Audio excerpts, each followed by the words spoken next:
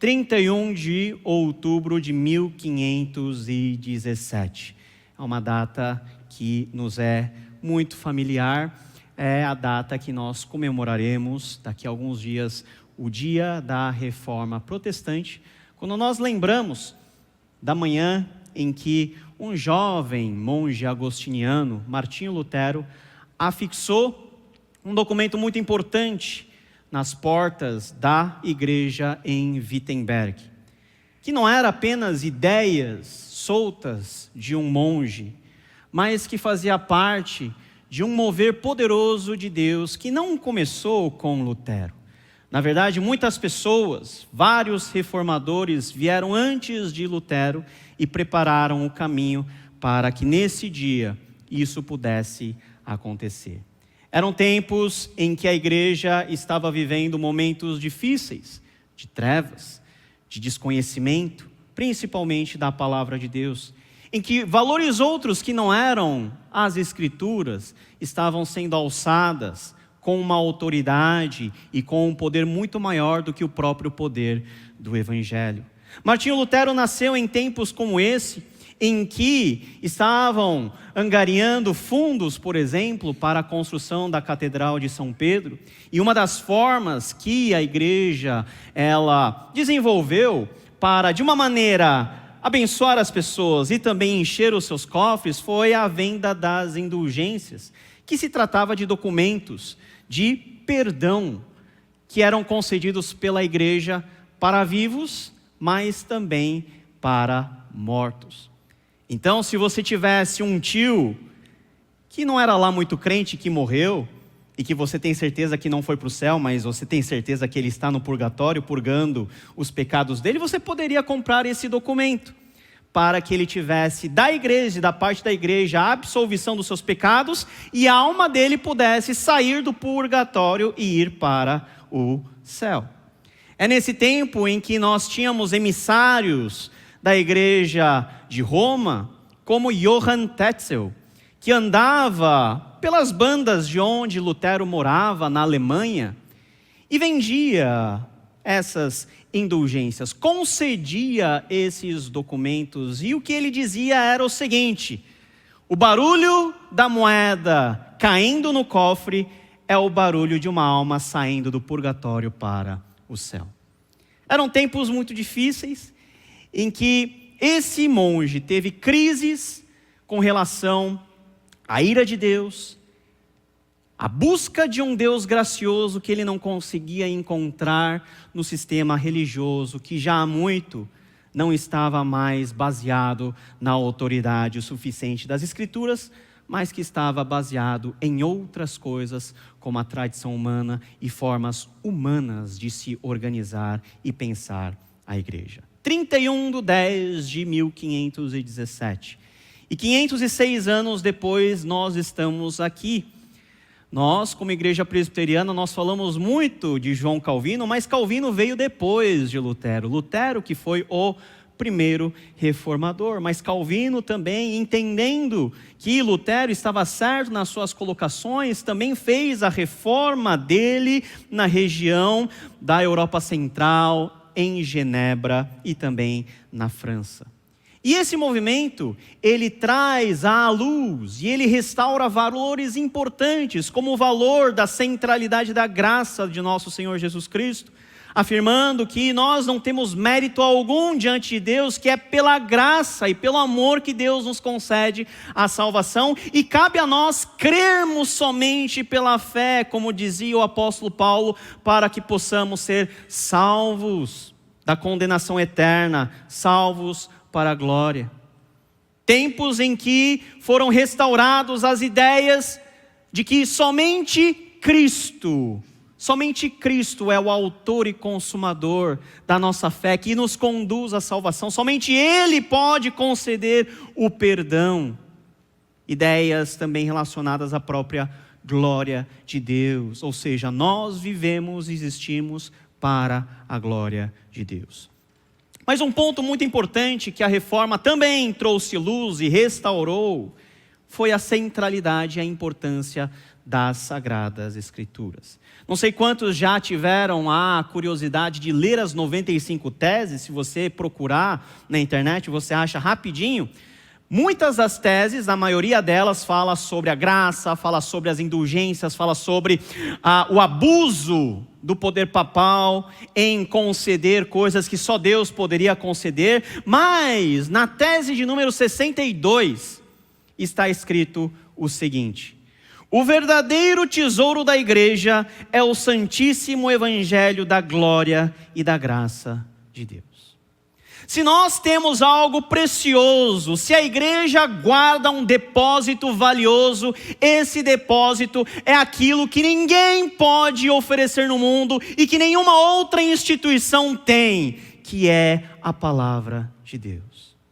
Essa palavra que é inspirada, que tem autoridade e que nos capacita a vivermos uma vida de acordo com a palavra de Deus. E é nesse sentido que hoje eu gostaria de ir celebrando e relembrando esse dia tão importante da Reforma Protestante, nós falarmos um pouquinho sobre a centralidade das Escrituras, somente as Escrituras, sola Escritura. E o texto que nós abrimos diz o seguinte, eu vou ler na Nova Versão Internacional: quanto a você, porém, permaneça nas coisas que aprendeu e das quais tem convicção, pois você sabe de quem o aprendeu. Porque desde criança você conhece as sagradas letras que são capazes de torná-lo sábio para a salvação mediante a fé em Cristo Jesus. Toda a Escritura é inspirada por Deus e útil para o ensino, para a repreensão, para a correção e para a instrução na justiça, para que o homem de Deus seja apto e plenamente preparado para toda boa obra.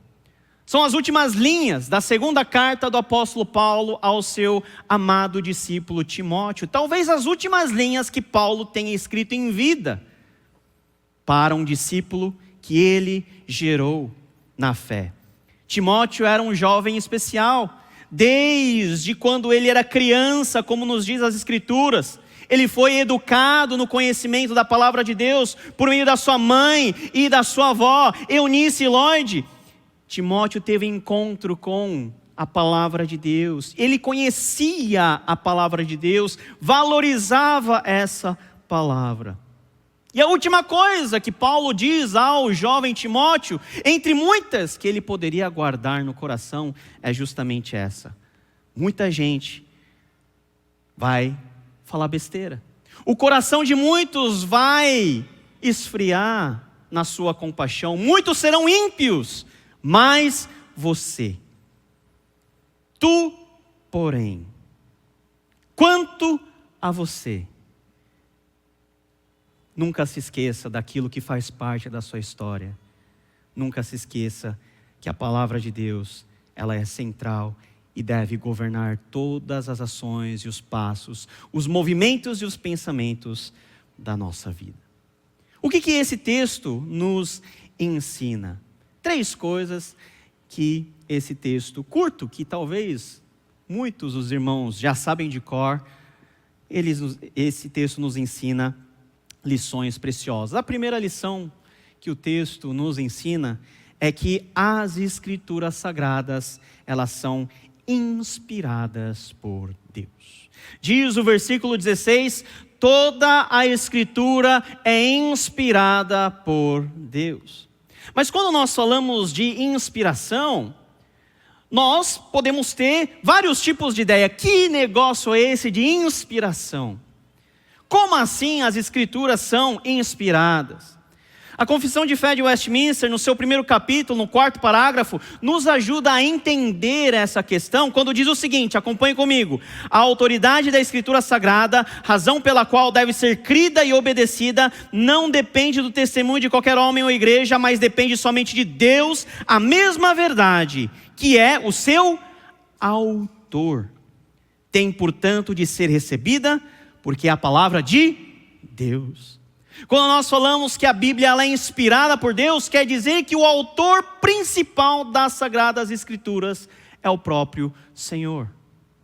Deus, Ele inspirou pessoas, autores bíblicos, mais de 40 pessoas, desde o Antigo Testamento até o Novo Testamento, para nos revelar a vontade dEle, a revelação necessária de todo o conhecimento que nós devemos ter, para primeiro conhecermos a Deus e sabermos o que Ele requer de nós.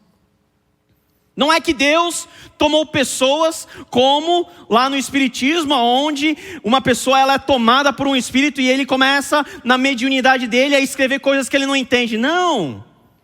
Deus, Ele usou do seu poder sobre pessoas, inspirando sobre os seus corações, sobre suas mentes, para que eles, cada autor, pudesse, dentro da sua limitação de vocabulário, dentro das suas manias linguísticas, dentro da sua visão de mundo, pudessem escrever a exata palavra de Deus, que uma vez escrita e registrada, veio até nós hoje. Essa palavra que foi inspirada por Deus, que foi inspirada a pessoas físicas, dentro da história, fala do que Deus requer de nós. Crer que a Bíblia é inspirada por Deus quer dizer reconhecer que a palavra que temos em mãos não é fruto humano, mas é a palavra de Deus. Ela integralmente é a palavra de Deus. A grande crise que levou Martinho Lutero e os demais reformadores a romper com o catolicismo romano é que dentro do catolicismo romano, para além das escrituras, há um outro baluarte de autoridade, que é a própria tradição. Mas nós, como filhos e descendentes da reforma protestante, nós declaramos sola escritura, ou seja, apenas a escritura, porque ela é a revelação de Deus para nós. Tudo que eu preciso saber para conhecer a Deus será alcançado pela sua graça redentora e viver nesse mundo até o fim das nossas vidas como discípulo de Jesus está contido na Bíblia Sagrada. Todas as verdades, elas estão ou explicitamente citadas nas Escrituras, ou por meio das Escrituras nós podemos inferir as verdades. Meus amados irmãos, a Escritura Sagrada, a Bíblia Sagrada, ela foi inspirada por Deus para que cada um de nós pudéssemos conhecer esse Deus maravilhoso e pudéssemos viver segundo a sua vontade. Qual é o valor que nós temos dado às Escrituras, sabendo que as Escrituras elas foram inspiradas por Deus? Qual é a utilidade que nós damos a esse livro tão especial dentro da nossa rotina, sabendo que é a mensagem de Deus para nós hoje? Deus não nos deixou órfãos, Deus não nos deixou descobertos, Ele revelou toda a sua vontade para que nós pudéssemos ser alcançados, moldados e transformados pela graça de Deus. E glória a Deus por isso. Para que essa Bíblia estivesse em nossas mãos, esse texto inspirado estivesse ao nosso alcance, milhares de pessoas derramaram a sua própria vida, milhares de pessoas gastaram horas e horas em tradução, em divulgação. Hoje tem Bíblia sendo transportadas para todas as partes do mundo, inclusive para as partes onde é proibido se pregar o Evangelho. A Bíblia ela é contrabandeada. Por quê? Porque aonde a Bíblia entra, ela muda as pessoas, ela transforma a vida das pessoas, ela causa um grande rebuliço na sociedade, nas famílias. Essa é a palavra de Deus, viva e eficaz, porque a palavra é inspirada por Deus e a palavra que continua viva hoje. Segunda lição é que se as Escrituras elas foram inspiradas por Deus, isso quer dizer que as Escrituras devem ter sobre as nossas vidas autoridade. Autoridade. Toda a Escritura, diz o versículo 16, é inspirada por Deus e o quê? Útil para o ensino, para a repreensão, para a correção e para a instrução na justiça. Veja só, ensino, repreensão, correção e instrução. Só quem tem autoridade pode fazer isso. Não é qualquer um que te ensina, é quem tem cacife para te ensinar. Não é qualquer um que chega e corrige você dos seus erros, ele tem que ter autoridade reconhecida e legitimidade para fazer isso. E a autoridade é o poder de mandar você fazer alguma coisa. É o poder normativo que regula a nossa vida, o nosso comportamento. É sobre aquilo que nós nos submetemos, porque reconhecemos que aquilo que nós temos diante de nós, ou seja, a palavra de Deus, ela vem de Deus.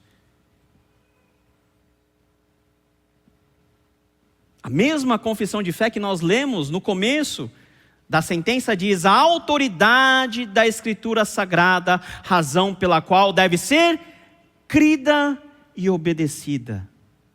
Por que nós obedecemos à palavra de Deus? Porque ela é palavra de Deus e ela tem autoridade sobre nós. Qual é a autoridade da igreja? A autoridade da igreja não está nos concílios, não está nos pastores, não está no oficialato. A autoridade da igreja está na palavra de Deus. E se aqueles que são chamados para servirem a Deus estiverem baseados na palavra, aí essas autoridades devem ser ouvidas, devem ser respeitadas, devem ser obedecidas. As Escrituras não são apenas um texto solto para a gente deixar aberto lá em casa, de preferência no Salmo 91, para espantar o mal-olhado. O Salmo 91, a página está até amarelada. Tem que passar uma flanela às vezes, porque está lá. Quem visita o texto são só as moscas que pousam lá. Mas a palavra de Deus para nós, ela é central, porque ela tem autoridade sobre as nossas vidas. Da mesma maneira que nós, brasileiros, nos submetemos à Constituição Federal, porque senão nós temos as devidas sanções, todo crente filho de Deus se submete à palavra de Deus, de forma incondicional. E se a lei dos homens entra em conflito com a lei de Deus, nós ficamos com a lei de Deus, pagando o preço que for necessário. A autoridade é aquilo que faz com que nós tenhamos que crer e obedecer. E o que testifica essa autoridade, diz a confissão de fé, não é o testemunho de qualquer homem ou da igreja, ou seja, a Bíblia ela tem autoridade, não é porque eu estou pregando para os irmãos que ela tem autoridade. A Bíblia tem autoridade porque o mesmo Espírito que a inspirou testifica no meu e no seu coração. Essa é a palavra de Deus. Nós não precisamos do magistério da igreja para interpretar a Bíblia para nós. O próprio Espírito Santo está no coração de toda a igreja para que junta ela possa ouvir a voz de Deus. Para que essa palavra seja obedecida e crida. Por que nós devemos nos submeter à palavra de Deus? Porque ela foi inspirada por Deus e ela tem autoridade final. Ah, pastor, mas em determinado assunto, eu tenho a minha própria opinião. Eu vou viver do meu jeito. Eu nem vou ler e abrir a Bíblia, porque eu sei que a Bíblia vai falar o contrário. A sua opinião, aquilo que você pensa diante daquilo que é a palavra de Deus e diante da autoridade de Deus é extremamente secundário. Se nós estamos aqui, cremos no Senhor Jesus, a nossa missão também é de nos submetermos à palavra de Deus. Porque foi esse o compromisso que todos aqui fizeram ao serem batizados. A gente esquece do dia que... Tem duas datas que a gente esquece. Alguns querem esquecer. A data do batismo e a data do casamento. Ou como foi o casamento. Ficou lá na memória. Tem gente que nem lembra mais do dia que casou. Mas lembra do dia que você foi batizado? E o compromisso, e o juramento, e o compromisso solene que você fez diante de Deus. De permanecer aonde? Com os pés firmados nas Escrituras e obedecer às Escrituras e ser fiel a Deus. Por quê? Porque essas Escrituras têm autoridade. Tem autoridade porque é a palavra de Deus. Tem autoridade porque as Escrituras cumprem um propósito nas nossas vidas. E nenhuma autoridade ela está solta da sua missão. Não interessa se você tem autoridade como pai, como mãe, se você não exerce essa função. Em terceiro lugar, então, qual que é a função das Escrituras Sagradas? Terceira lição que nós podemos aprender é que as Escrituras nos capacitam. Elas nos capacitam. Veja o versículo 17. Para que o homem de Deus seja apto e plenamente preparado para o quê? Para a boa obra. As Escrituras, elas foram inspiradas por Deus, elas têm autoridade sobre a igreja para que a igreja, moldada pelas Escrituras e pelo Evangelho, possa chegar a um nível. E que nível é esse? Você está preparado, capacitado para toda boa obra. As Escrituras não estão lá para apenas informar você, para que você tenha conhecimento teológico.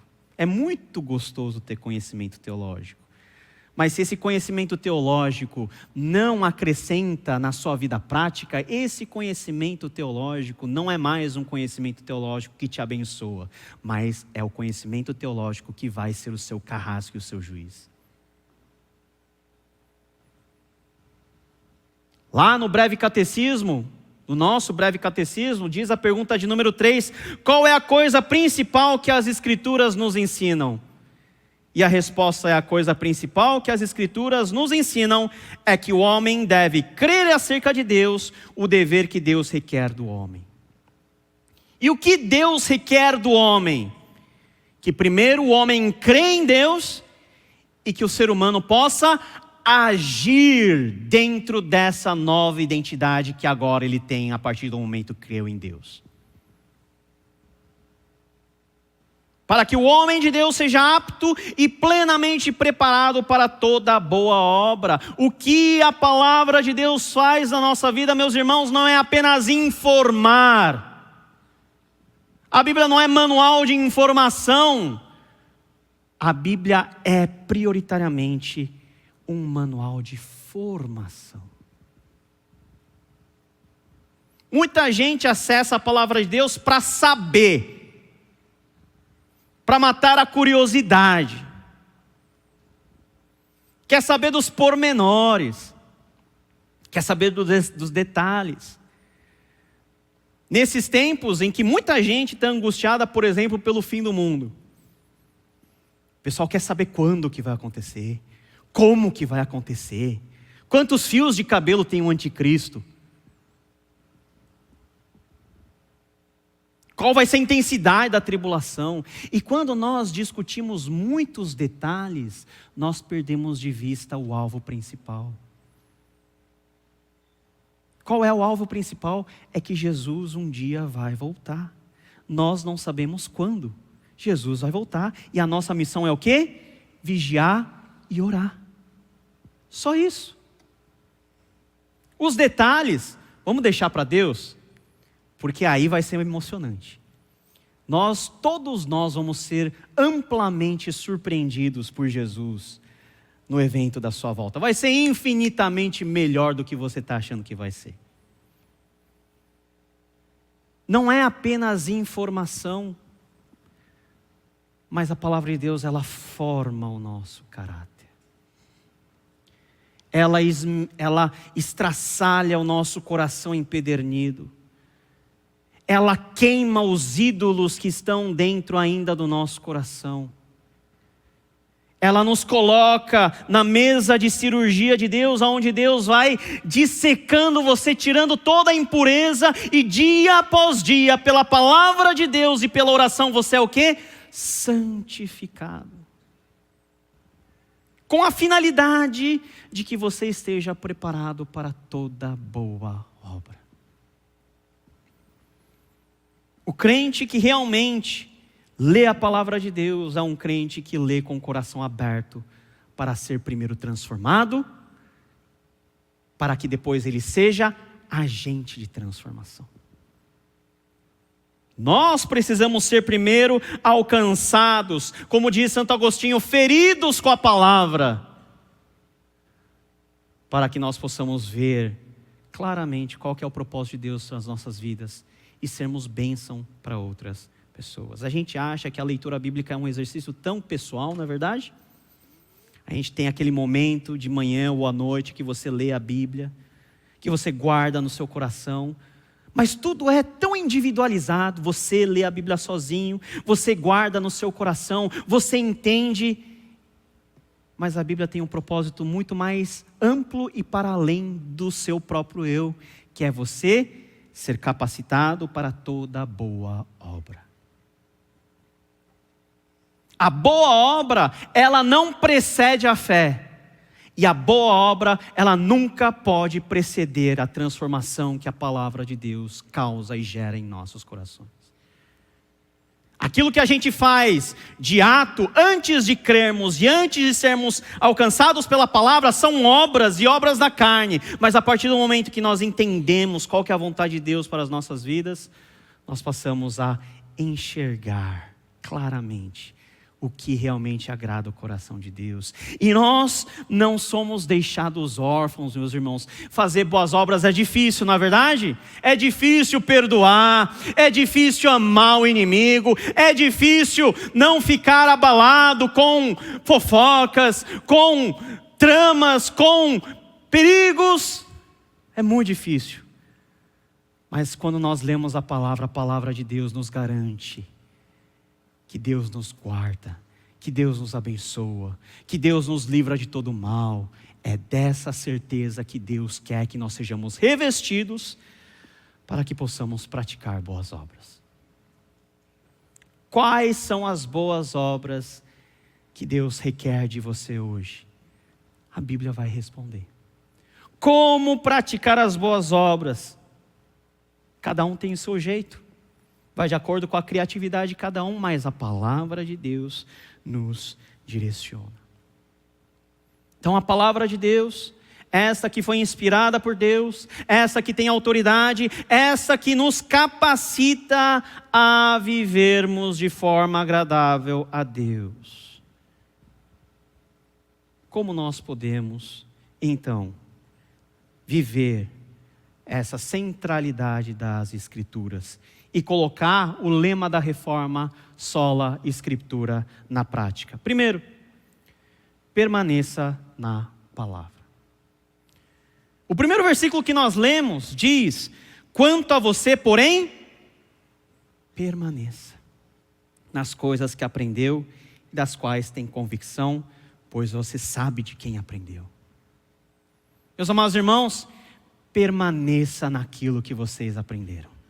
Permaneça na palavra de Deus. Jovens, não se esqueçam da palavra de Deus, porque vocês vão ver que há uma diferença muito grande entre aquele que vive segundo a palavra e vive a parte dela. Irmãos que já são idosos, irmãos que já estão num estágio de experiência avançada da vida, não pense que você sabe muito. Permaneça apenas naquilo que você aprendeu. Timóteo é exortado por Paulo. Olha, Timóteo, você aprendeu da sua mãe, você aprendeu da sua avó, você foi na escola bíblica dominical, permanece nisso. Não dá ouvidos às novidades, porque não existe nada de novo a ser revelado. Tudo que é necessário para a nossa salvação já foi revelado. Não há novidade. Permaneça. Meus amados irmãos, O Espírito Santo, ele nos convida hoje a permanecermos na palavra de Deus. Nessa palavra que os nossos pais pregaram, que há 103 anos a Igreja Presbiteriana de Cuiabá vem pregando, e outros 100, 200, 500, até Jesus voltar, nós haveremos de continuar pregando de geração a geração. Segunda coisa, obedeça a palavra. Versículo 15, porque desde criança você conhece as Escrituras que são capazes de torná-lo sábio para a salvação mediante a fé em Cristo Jesus. Mas pastor, o verbo que está aí não é conhecer? Pois é, conhecer na palavra de Deus não é apenas você saber de informação, é você colocar em prática, ou seja, obedecer. Você permanece na palavra e a pratica. Você traz a palavra de Deus para cada canto da sua rotina. Você leva a palavra de Deus para amanhã, segunda-feira, que vai ser um dia difícil para você acordar. Você esparrama o conteúdo da palavra de Deus no seu trabalho, no seu estudo, na forma de você trocar ideia com as pessoas, na forma de você se concentrar para produzir para essa sociedade, em todo lugar. Nosso chamado é obedecer a Deus que se revela por meio da sua palavra. E existem contextos onde obedecer a Deus é difícil, mas é aí que Deus prova a nossa fidelidade.